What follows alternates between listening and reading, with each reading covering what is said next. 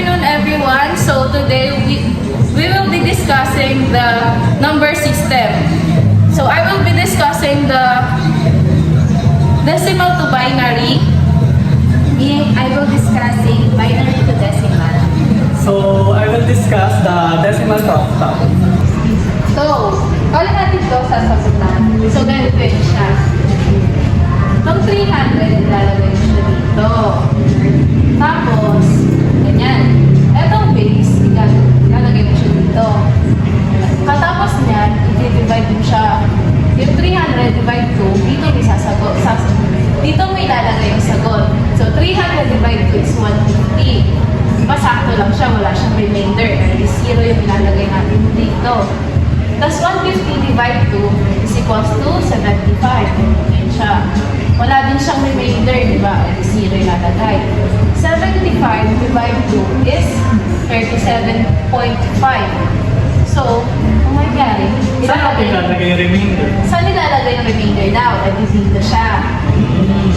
Etong 37 divide 2 is 18.5. Pwede ang mangyari, ilalagay mo dito yung remainder. Di ba? Tapos yung 8 divide 2 is 9. Ayan siya. 9, wala siyang remainder, di ba? So, 0 ilalagay. 9 divide 2, ano siya? Anong sagot? Edi 4. 4.5. Ayan. 4.5, and yung remainder ulit dito ilalagay. Then, 2 divide 2 is 2. No remainder, so 0 siya. Tapos, 2 divide 2, edi 1. Yun lang. Yun na siya. Talagay dito ng 0. Paano naman magiging sagot niya? So, ganito yung sagot niyan. From here, dito magsisimula yung pagkuha ng sagot mo. Yan, itong 1, isusulat mo siya. Tapos ito, sunod-sunod na to. 0, 0, 1, 0, 1, 1, 1, 0, 0. Bale, yung sagot sa 300, na decimal to binary, ito na siya. Tapos lalagyan ng base na 2. Huwag kakalimutan to kasi mali ako dun dati. Mali. Yan siya. Yes? Wow, ang galing Even naman. ba yan? Ay, hindi yan pala. 1, 2, 3, 4, 5, 6, 7, 8, 9. 9 lang siya, di ba? So, paano siya magiging even? Kasi pag binary, kailangan even yung sagot. So, magiging even siya pag nilagyan natin dito ng 0. Ganyan siya. Gets? So, let's move to binary to decimal. Dahil tapos na tayo sa decimal to binary. This is our even. 0, 1, 0, 0, 1, 0, 1, 1, 1, 0, 0. And the base is 2 decimal. So, paano natin makukuha yung sagot niya? Let's solve this. 0, 1, 1, 0, 0.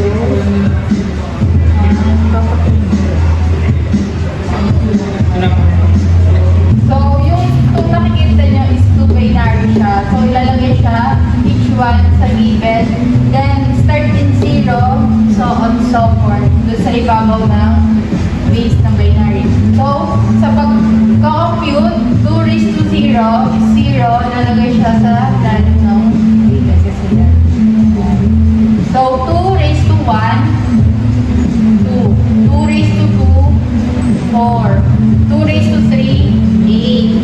2 raised to 4, 16. 2 raised to 5, 32. 2 raised to 6, 4. 2 raised to 7, 128. 2 raised to 8, 256.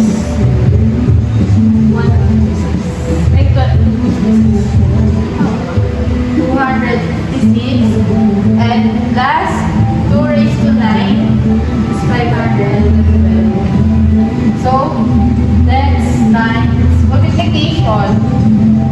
0. So, 0 naman siya. 0 times 2 is equal to 0. Then, 1 times 4, 4. 1 times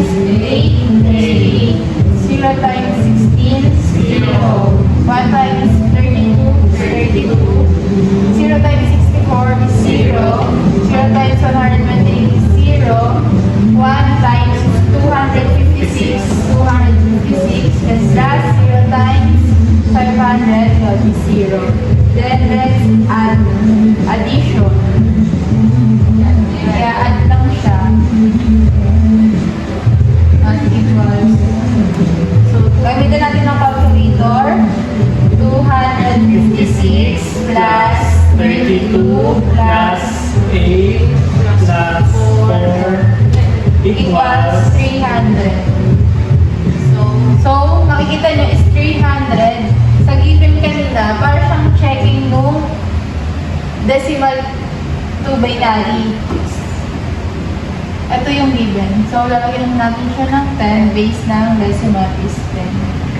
So, diba? Naalala niyo kanina yung discuss about sa decimal to binary. Yung binary, yung given doon, 300. 10. 300 tas yung base niya. 10. To binary. Then, parang checking siya. Gets. So, ang next na ilalesson natin ay decimal to octal. Ang magiging given natin ay 394. Huwag kakalimutan ng Base. Tapos, 10. and going Convert to octal. Octal. Basing 8. yung base ng octal 8. So, start natin is lagay natin yung base ng octal. Ilagay natin yung given na Decimal. binigay. 394. So, anong next step? Division. I-divide natin tong 394 sa 8. So, compute nga Ayan. 14. 394 divided by 8 is 49. Ang next naman na gagawin is 49 times 8. Oh, balik. 49 times 8 is 392. 392. Tapos 49 divided by 8. 49 divide 8 is equals to 6. Wait lang. 49 divided by 8 is Equals to 6. 6. Tapos 49 times 8 is 48. So, ang gagawin natin is minus lang. 394 minus 392 is 2. Next is 49 minus 48, 1. Ang magiging sagot is left to right. Ang magiging sagot is 6, 1, 2. 6, 1, 2. Ito na yung magiging sagot. That's all. Ganyan lang siya. So, Hi guys, I'm Gerald Alibudbud. So, i-discuss ko po sa inyo kung paano po kunin yung octal to decimal conversion. So, nagbigay po ako ng isang example. 55 base 8 to lilipat po natin siya sa base 10. Ngayon, ganito po ang procedure kung paano po ito kunin. Nakikita niyo po, uunahin niyo po itong kaliwang nandito na 5 at ita-times niyo po siya sa 8. 5 times 8. And then, yung pangalawa naman po, ipa-plus nyo po siya sa pangalawang 5. Which is, gagahin po natin to na plus 5 times 8.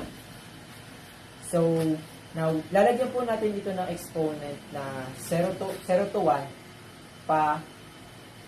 pakaliwa. Pakanan. Pakanan pala.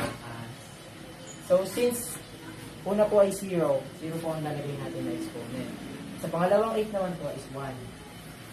Then, para po makompute natin ito at malaman yung sagot, ita-times po natin siya ng, kukunin po muna natin itong 8, dalawang 8, na halimbawa, 0 to the raised power of 8 is 1. Lahat po yung 0. Ang kakaibat po ng sa exponent is 1. 1 lang po. So, lalagyan po natin siya ng 1. And then, sa pangalawang 8 naman po is 1. So, ang equivalent naman po ng 1 dun sa 8 na exponent is same number lang po. 8 lang din po ang ilalagay. 8. Ano? Ganito pala yun. So, since ang gagawin na lang po natin dyan sa pangalawa is kakopy na lang po natin yung 5 times 8. Yan. And then, ipagpa-plus po natin siya sa kabila. So, kakopy lang po natin ulit to ng 5 times 1. Yan. So, Para po makompute natin, 5 times 8 is equal to 40. At sa kabila naman to is 5 times 1 equal to 5. Ayan, since nakuha na po natin yung sagot, ipagpa-plus lang po natin yung dalawang yan. 40 plus 5 is equal to 45. Tapos, huwag po natin nakakalimutan yung bracket po na tinatawag at yung base. Ayan. Ayan po yung pinakamadaling paraan para makuha po yung octal to decimal conversion. Thank you. To convert a decimal number to hexadecimal, you need to understand that decimal is a base 10 system, while hexadecimal is a base 16 system. The conversion process involves repeatedly dividing the decimal number by 16 and recording the remainders. These remainders represent the digits of the hexadecimal number, starting from the least significant digit. You continue by dividing the quotient by 16 until it becomes 0. Then read the remainders in reverse order, from the last remainder to the first, to get the final hexadecimal value. So good days. I'm going to give example about decimal to hexadecimal. So ang example po natin dyan is 479, tapos ilalagay po natin yung base niya, and hahanapin natin yung hexadecimal. Tapos 479 divided by 16, which is itong base, is equal to 29.9375. Tapos, isusulat mo natin is yung 29 and then remainder. So, next step is 16 times 9,375 is equal to 15. So, 29 remainder 15. So, next step is 29, which is ito yung unang answer. I divided by 16 is equal to 1.8125. So, ganun po ulit is equal, isusulat po natin yung 1 and remainder. So, next step is 16 times 8,125 is equal to 13. So, 1 remainder 13. So, last step is 1 divided by 16 is equal to 0.6225 is equal to 0 remainder 1. So, ang pag-list po ng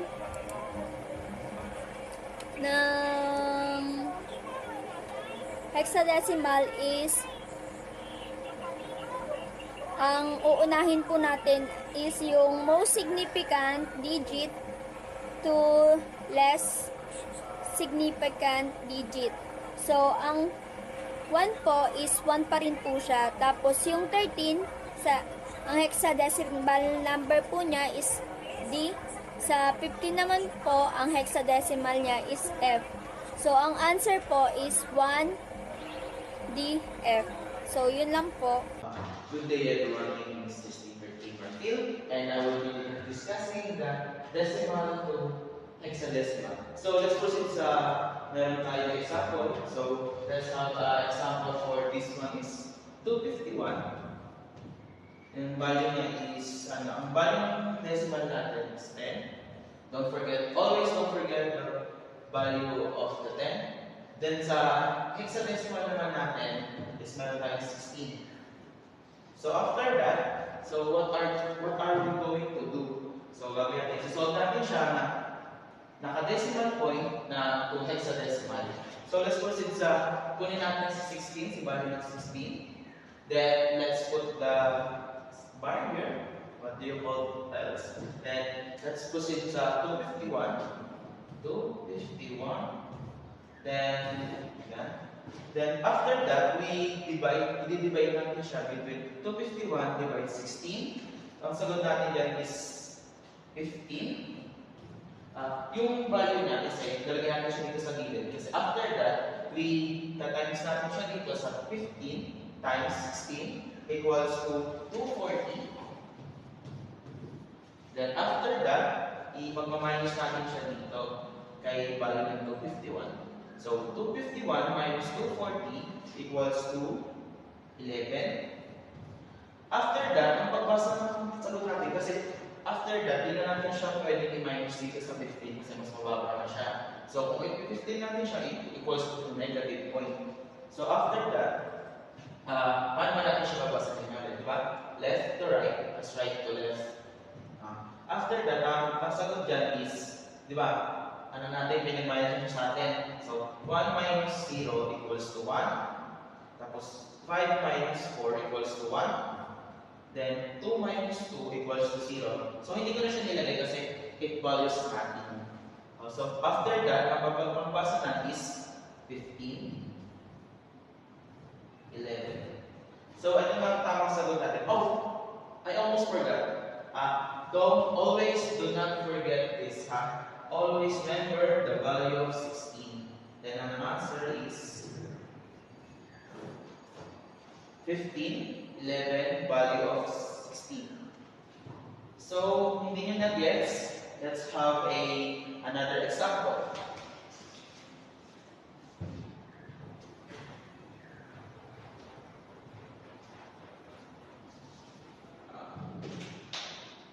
So, huwag na kalimutan yan. Ang other example natin is 47. So, same process pa rin tayo. So, let's write the hexadecimal value and let's put the value and then put the 47 in there and put the other value. So, 47, same process tayo guys. So, huwag makalimutan na 47 divided by 16, it's equals to 32. 32. Ay, mali. Ang gulo, mali. Don't do that. So, 47 divided by 16, tama. 47 divided by 16 is 32. So, same process pa rin tayo guys. So, 47 divided by 16 equals to 2. So, 2 divided 16 equals to 32. So, 32. So after that,